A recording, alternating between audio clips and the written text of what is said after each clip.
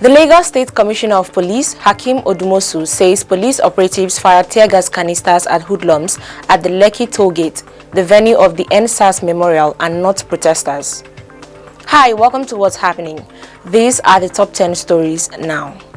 At number 10, the police have arrested 2 men suspected to be transporting fuel from Kano State to bandits in Katsina State. In a statement on Tuesday, the police spokesperson in Kano, Abdullahi Kiyawa, said the suspects were arrested on October 15th in Fagge local government area of Kano. Kiyawa said a police patrol team intercepted them in a Peugeot J5 bus loaded with foodstuff. The suspects were identified as Musbahu Rabiu and Jamilu Abubakar, both of Jibia local government area of Katsina State. The police said the suspects will be charged to court after investigations. At number 9, the People's Democratic Party has generated a total sum of 63 million naira from the sale of nomination forms to aspirants vying for various offices ahead of its October 31st National Elective Convention. The convention, scheduled to hold at the Eagle Square, Abuja, has 33 aspirants contesting for various leadership positions in the main opposition party. Recall that the opposition party had earlier fixed 5 million naira for the national chairmanship forms, while those vying for the deputy national chairman and national secretary were expected to pay the sum of 3 million naira each. At number 8, the Abuja division of the Federal High Court has fixed November 22nd, 2021 for the arraignment of a former Minister of Aviation, Stella Odua, over allegations bordering on fraud while she was in office. Odua was earlier scheduled for arraignment before Justice Inyang Ekwo on Tuesday, October 19th, but the proceeding could not take place due to the public holiday.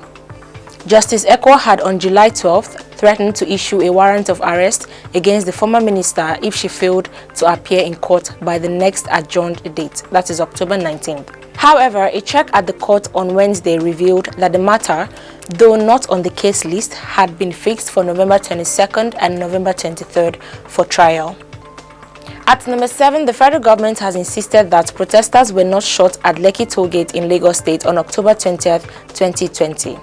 The Minister of Information and Culture, Lai Mohammed, reiterated this during a press briefing on Wednesday, the anniversary of the incident which took place exactly 1 year ago. Mohammed said there was no evidence that people were killed. At number 6, the Lekki Estate Residents and Stakeholders Association have donated an office block to the Ajiwe Police Station in Aja, Lagos State, to support policing of the area.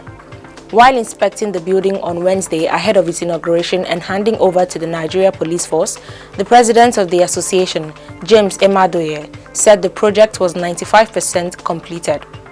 Recall that many police stations and business premises and property were destroyed during the EndSARS protest in 2020. Emadoye noted that the building, which awaits painting and completion of the restrooms, will be delivered to the Inspector General of Police, Usman Alkali Baba, through the Lagos State Commissioner of Police, Hakeem Odumosu. At number 5, the Enugu State Police Command allegedly denied the coalition of civil society groups in the state access to their venue for the EndSARS memorial. The chairman of Enugu State Network for Civil Society Organizations and also regional coordinator for Action Group of Free Civic Space, Comrade Emmanuel Acha, confirmed this to newsmen on Wednesday morning. The CSOs had booked Center for Memories located at number 2 Agus Street, Independence Layout, Enugu State, to hold symposium to mark the EndSARS anniversary. But Acha said, unfortunately, when we came to the center this morning to put 1 or 2 things together before 10 a.m.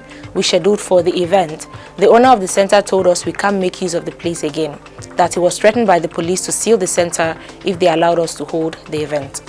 At number 4, scores of EndSARS protesters took to the streets of Abuja, the nation's capital, on Wednesday morning to commemorate the first anniversary of the protest which saw the death of a good number of Nigerians in Lagos State last year. The protesters converged at Unity Fountain, Abuja, before marching through the streets to the National Assembly complex. The group of protesters, who carried placards with different inscriptions, was led by activist Deji Adeonju and Omoyele Sowore.